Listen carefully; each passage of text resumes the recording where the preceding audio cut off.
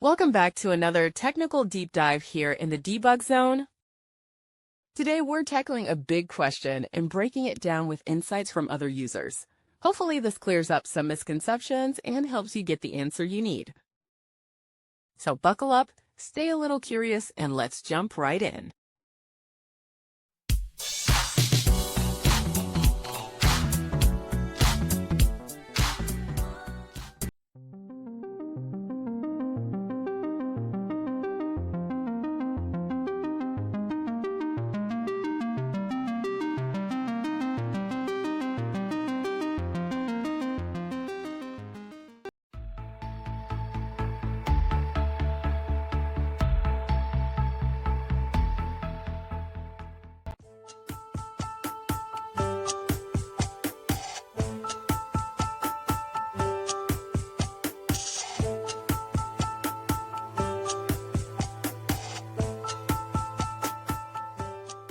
And that's a wrap.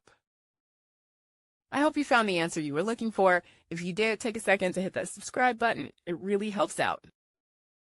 And let me know in the comments which solution worked best for you.